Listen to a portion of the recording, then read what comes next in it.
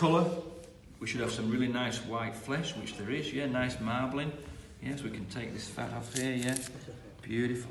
All right, and a nice pinky red colour, okay?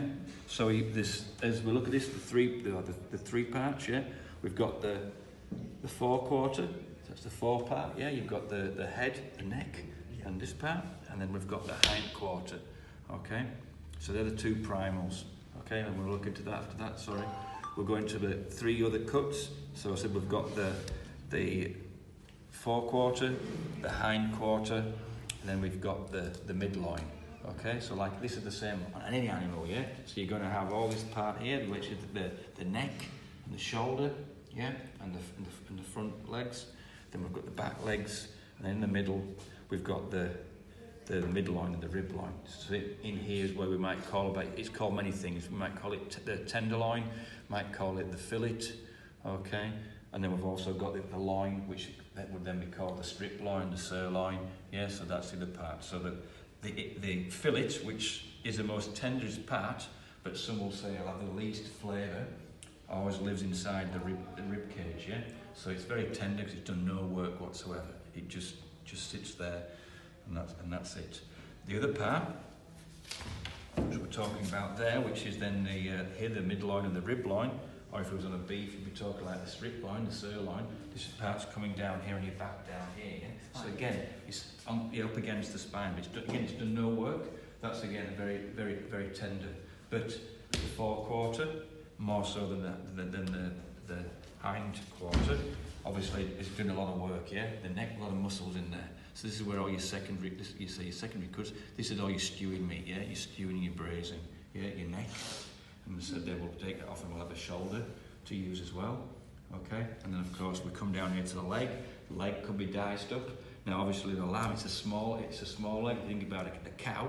Yeah, it's a huge leg. And then with the size of the cow, it can be broken down. As we have the leg, we can break into different muscles. So we'd have the on Friday. Are you coming in Friday now? Is that the pork? Maybe. Oh, okay. All right. Can't say. Okay, well you won't. Yeah, I'm thinking it's Friday. The same thing. I've got a leg to break down, yeah. I haven't delivered this unit yet, so I'm watching the senior lecturer do it. So the pork leg, which I think is on Friday. Again, that will be broken down into top side, rump, cushion, silver side, and again I suppose like this we'll call that the shank, but on a pig we call it trotter. Yeah. So that will be breaking down. So again on a beef, it's going to be even bigger leg, and the muscles will be a lot bigger. So if you think about maybe if you have a rump steak, yeah, so which is quite a big piece of meat, as you cut through a rump steak, there'll be at least 3 different muscles you cut through, yeah. So that just tells you that the rump, if it's on a cow, it could be broken down into more muscles, tissues, and then you could then use them appropriately. Maybe you want to tap them out and use it as a schnitzel or as a beef olive and rolled and then braised. So there you have it. So I'm sorry it's not got the tag on there, so I can tell you there. So it must be in the fridge, yeah, 1 to 4 degrees, 85% humidity. Okay, so we don't want a lot of humidity, otherwise if we lose it's going to start drying out. Hence why it's in the which I think what it's called now, the muslin cloth, yeah? That stops it from drying out. Now obviously if we want him to, you talk about aged dried meat, yeah? It's hung and left in the fridge for a long time there, the enzymes.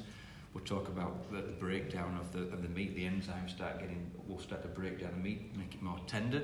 But also, while it's in the fridge for weeks, what's going to happen to it? Go on. It'll dry.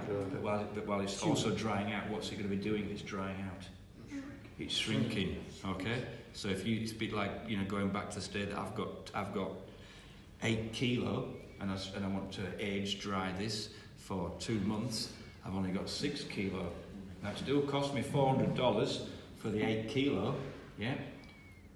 But it's going to cost me a lot more in 2 months' time because I've only got 6 kilo. So I still need to make my money. Hence the cost per kilo will go up in price. Does that make sense? So I've paid for it at that weight, but I've got to get my money back, and we'll be talking about that later on. in the unit when we're coming to do our when we're going to do a cost. Forgot the word now. Me too. So we'll break down at the strip loin and we'll weigh what we start with, and then we'll have the wastage, and then we'll work out the percentage, Yield and then the yield test. Then we will change the price of it, because obviously when we are breaking down animals, some of this can be used, some can't. Yeah, obviously the bones can go into stock, but some of the bones, some of the meat will be diced for stews. Some may be used for mince. Okay, the main thing is depending on how much fat is in there, yeah, in different kind of tissues. So as we go through, as you'll see here, and I'm trying to look and see will be some glands. So there'll be what we call these lymph glands. They're not very nice. Okay, these are glands that we all have in underneath our armpits and in our thighs and in our necks, yeah.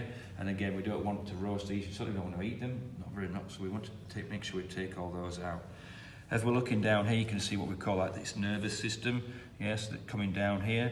So this spinal there. We obviously don't want to get that into the human chain. So we're going to make sure we get rid of all that. And then there's what we call here some really strong tissue called it is called paddywhack. Yeah.